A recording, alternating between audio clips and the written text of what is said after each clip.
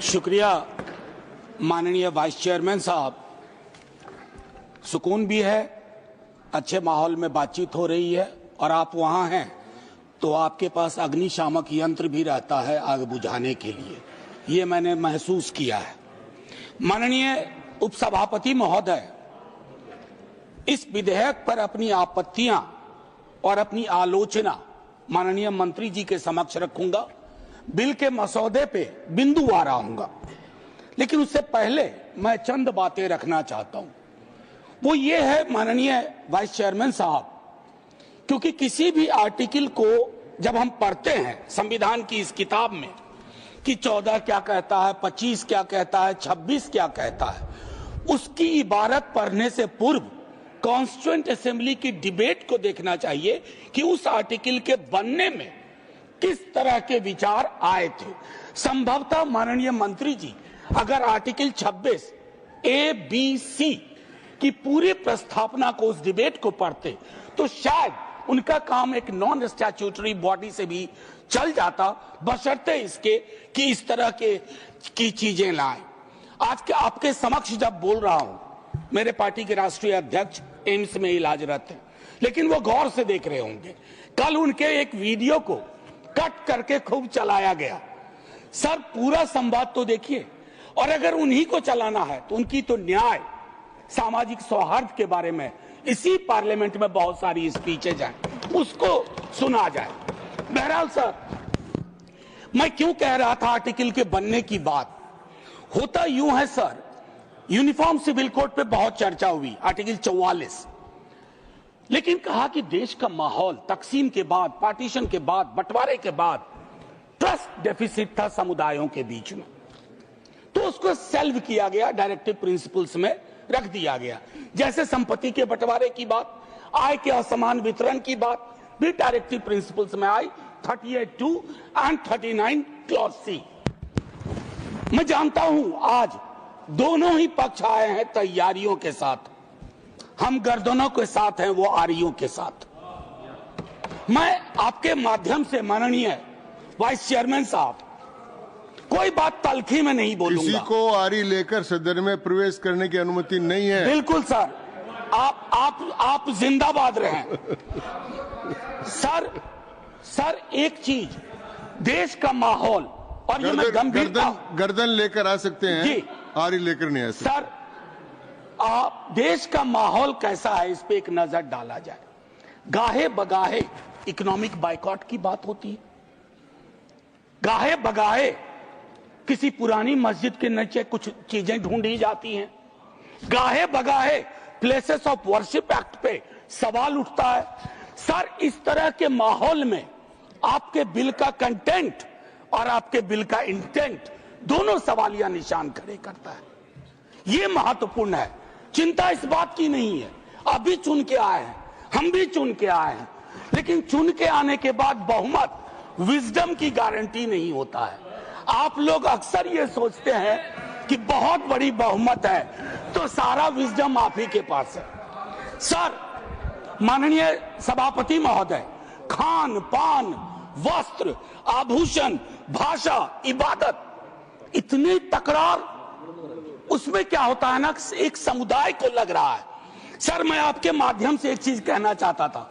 मेरी भतीजी ने मुझसे, मुंबई अभी गया था, पूछा काका मार्जिन क्या होता है, तो मैंने उसको बताया कि बचपने से हम लोगों को कॉपी में मार्जिन छोड़ने के लिए बताया जाता है, हाशिया। सर, हमें आदत बन गई है हाशिए पे लोगों को छोड़ने की, हम लगातार समुदायों को हाशिए पे छोड़ रहे हैं। माननीय उपसभापति महोदय, मैं ये कहूंगा, प्रेमचंद ने एक कहानी लिखी थी ईदगाह, हमारे सारे साथियों ने पढ़ी होगी। ईदगाह में हामिद ने अपनी दादी अमीना के लिए चिमटा खरीदा। क्या हम में से कोई बता सकता है कि दुकानदार हरेंदर था या सोहाबुद्दीन था? कोई नहीं बता सकता। लेकिन आज क्या चल रहा है, हामिद खरीदेगा तो वही खरीदेगा, हरेंदर खरीदेगा तो वो हरखू के पास जाएगा। सर, ये चीजें, मतलब मैं तो ये कहूंगा कि कुछ चीजें एक दूसरे से ऐसे वाबस्ता होती हैं कि उन्हें अलग अलग देखने को जी नहीं चाहता। उन्हें अलग अलग, please request you Don't disturb him. मैं सिर्फ ये कहना चाहता हूं, कुछ चीजें एक दूसरे से ऐसे वाबस्ता होती हैं कि उन्हें अलग अलग देखने को जी नहीं चाहता। सर, इस देश के हिंदुओं को मुसलमानों की आदत है, मुसलमानों को हिंदुओं की आदत है, और ईसाइयों को, सिखों को हिंदुओं और मुसलमानों की आदत है। ये आदतें मत बदलवाइए, ये आदतें मत बदलवाइए। सर, एक लखनऊ के मशहूर शायर थे, आजादी के बाद पाकिस्तान चले गए, फिर नेहरू से दोस्ती थी, वापस आए तो लोगों ने पूछा क्यों आ गए? बोला यार बहुत मुसलमान थे यहाँ, लखनऊ का हूं, मिला जुला देखने की आदत थी। ये मैं बता रहा हूं, मैं बता रहा हूं सर कि ये चीजें महत्वपूर्ण है। आज सुबह से कई बार लाइटर वैन में कहा गया सौगात और तोहफा। माननीय उपसभापति महोदय, लोकतंत्र में सौगात और तोहफा नहीं हुआ करता। हम राजतंत्र में नहीं हैं। लोकतंत्र में एक एक पाई स्टेट एक्सचेकर की है, और एक एक पाई पे एक एक नागरिक का हक है, और उस नागरिक का भी है जो हाशिए पे है, और उस नागरिक का भी है जिसने जानवरों को बंद करके एक प्राइवेट जू खोल लिया है। ये हमें समझना होगा। माननीय उपसभापति महोदय, कल मैं माननीय गृह मंत्री जी को सुन रहा था। माननीय गृह मंत्री जी बहुत अच्छी तरह से जो वक्फ है उसका ओरिजिन बता रहे थे। मैं तैयारी का सोर्स हम लोगों का शायद कुछ तो समान है हमारे में। तो वक्फ जो है अरबिक का शब्द है, वक्फा से निकला, मान लिया, और इसका मतलब है कि रिलीजियस, जो पवित्र कोई काम हो, दान हो, धार्मिक काम हो, उसमें इसका इस्तेमाल हो। और अलग अलग लोग इसका प्रोनाउंसिएशन अलग करते हैं, कोई वक्फ बोलता है, कोई वकफ बोलता है। ये अलग अलग धाराएं हैं इस देश की। काबा की मस्जिद जो 622 में बनी प्रॉफिट मोहम्मद के time, peace be upon him, वो पहली इस्लामिक वक्फ थी। उसके बाद एक चीज हम सबको याद रखना चाहिए, हम किसी भी धर्म के मानने वाले हों, राष्ट्र की अवधारणा से पूर्व नदियां नहीं बटी थी, संस्थाएं ऐसे नहीं बटे थे, बनते गए, उसमें सुधार भी हुआ। आप पहली बार सुधार नहीं कर रहे हैं, इसमें सुधार आगे भी होगा। मैंने कहा ना कि दिक्कत होती है कि जब आपका इंटेंट और आपका कंटेंट दोनों मैच करता है तो डर लगता है, क्योंकि उस समुदाय के बारे में सर मैं एक बात जरूर कहूंगा। इस बिल को, चूंकि बिल के कुछ बिंदुओं पे आऊं उससे पहले बाबा साहब भीमराव अंबेडकर को इन्वोक किया गया, और मैं चाहूंगा बाबा साहब भीमराव अंबेडकर, उन्होंने एक लाइन कही थी, उसको बार बार पढ़िए। Democracy is incompatible in inconsistent with isolation and excluding minority communities. You have to look at honourable minister from the angle of isolation and exclusion, और ये दोनों चीजें बहुतायत में हैं और अलग अलग जगहों पे हैं। सर, जमीन के साथ किसी व्यक्ति और किसी कौम का क्या रिश्ता होता है, इसको भी समझने की जरूरत है। सच कहूं तो कई बार एहसास ये भी होता है कि with this bill, is it a legal cover for bulldozer? That scares me as a citizen of this country. कमाल की बात है, मुसलमान शहरों में रहे, घेट्टो, गांव में गया घुसपैठिया, और उनकी संस्थाएं, उनके बारे में जिक्र हो, कहा कि उसमें तो ओपेक नहीं है, सस्पेक्ट है। कॉन्स्पिरेसी के टोन में बात होती है, कॉन्स्पिरेसी के टोन में। सर, ये उचित नहीं है। आज ही आप ही के सदस्य कहते हैं, राधा मोहन जी, कि 20 करोड़ मुसलमान। सर, अगर एक घर में एक सदस्य मुसलमान है, क्या आप उसको एलिनेट होने दीजिएगा या उसको जोड़ के रखिएगा? उसकी शिकायतों को और उनसे जो शिकायतें हैं वो कैसे दूर होंगी? बैठ करके दूर होंगी। किसी को डॉग विसिल पॉलिटिक्स का उपकरण बना करके अगर आप अलग करना चाहोगे तो वो उचित नहीं है। मैं माननीय उपसभापति महोदय, आपने कहा, मेरे कई सदस्यों ने कहा, नॉन मुस्लिम्स को, मैं तो बड़ा तारीफ करूंगा, खड़ा हो जाऊंगा पक्ष में, अगर इतना सेक्युलर मिजाज इस देश का कर दीजिए कि हर धर्म के संस्थाओं में दूसरे धर्म के लोग हों। इस्लामिक कम्युनिटी में डालिए तो हिंदू में डालिए, सिखों में डालिए, क्रिश्चियंस में डालिए, तब न बात होगी। या सिर्फ तय कर लिया कि सारे प्रयोग या सारा संयोग मुसलमानों को लेकर के होगा, ये उचित नहीं है माननीय उपसभापति महोदय। इसमें क्या है, मैं दूसरी चीज कहूंगा कि संपत्ति वक्फ की है अतिक्रमण के पंजीकरण के संदर्भ में। मेरे संजय जी कह चुके हैं, आपकी खुद की एफिडेविट है कि कितना डिजिटलाइज हो गया है, कितना इंक्रोचमेंट हुआ। एक छोटी सी बात कहूंगा कि एक बहुत बेहतर चीज आपने कही थी और मैंने नोट किया था सर, एक कायदे से, नहीं ढूंढने में जो समय लगेगा, नहीं सर, नहीं मिल गया सर, वो एक्चुअली सर, एक मिनट सुनो सही सर, सुनो, ढूंढने में जो समय लगेगा उतना अतिरिक्त समय आपको मिलेगा। Thank you sir. इन्होंने कहा, अब देखिए कि 30 बरस में, प्लीज जयराम जी, 30 बरस में सिर्फ 8, सर मैं इस बोनहोमी को तो धन्यवाद कहता हूं, लेकिन इससे मुझ जैसे सदस्य को थोड़ी दिक्कत होती है अपनी बात रखने में। बाकी अपने प्यार के लिए बहुत जगह है इजहार के लिए। मैं सिर्फ ये कह रहा हूं 30 बरस में सिर्फ 8 केसेस आए। क्या कर रहे हैं हम सर? अब वक्फ बाय यूजर, ये बहुत इंटरेस्टिंग चीज है। किसी भी समुदाय की एक स्मृति होती है। माननीय सभापति महोदय, आप मुझे देखिए, मैं भी आप ही को देखूंगा। किसी भी समुदाय की एक स्मृति होती है। कोई मस्जिद कब से यूज में है, कागजात ढूंढोगे। मैं अभी अपने बिहार का अनुभव बताता हूं। हम बहुत छोटी जोत के किसान परिवार से आते थे दादा के टाइम से। सर अभी वहां सर्वे हो रहा है, कागज हमें अपने घर में नहीं मिल रहा है सर, ये और सर्वे ही बंद कर दिया बिहार की सरकार ने।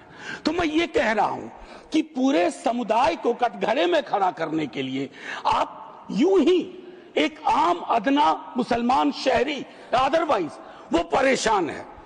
पुरानी संपत्ति है, लैक ऑफ टेक्निकल एक्सपर्टीज नहीं है, कहां से लाए, सब विवाद में आ जाएंगे। लिटिगेशन का एक पहाड़ खड़ा हो जाएगा हमारे समक्ष। और हां, आप डीएम को बहुत काम पकड़ाते हो। बेचारा डीएम लोकल लेवल पे हम कहते हैं ट्रैक्टर बन के रह गया है।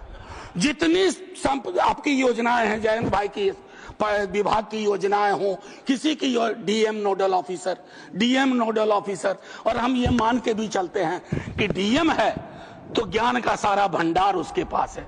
डीएम को एक एक महकमे की मीटिंग का टाइम नहीं मिलता है, क्या क्या करेगा डीएम। मैं आपके माध्यम से माननीय सभापति महोदय, वीकर सेक्शंस की बड़ी चर्चा इसमें की गई है। कम से कम पसमानदा, अपने हिंदू समाज में भी पसमानदा बहुत बड़े। जब आप लोगों के पास आग्रह करता हूं 0 आवर के माध्यम से या किसी उपकरण से कि साहब कास्ट सेंसस करवा दो, तो आप चुप हो जाते हैं। अभी संजय जी ने कहा कि भगवान ने अगर ये व्यवस्था नहीं बनाई ऊंच नीच की, जाति व्यवस्था की, तो भगवान के समक्ष जो इबादत का है, जो मंदिर है, वहां क्यों ये व्यवस्था बनी रहे? क्यों नहीं आरक्षण हो? क्यों नहीं हम सुनिश्चित करें कि पूजा पद्धति किसी एक जाति विशेष के हाथ में ना हो, हर कोई उसमें भागीदारी कर सके। सर तब तो जो राष्ट्र की संकल्पना थी हमारी, हम उसको साकार कर पाएंगे। अब देखिए कंसल्टेशन, रिजिजू जी बहुत इनोसेंट चरित्र के हैं, बहुत इनोसेंट चेहरा भी है। कंसल्टेशन के इतने आंकड़े बता दिए।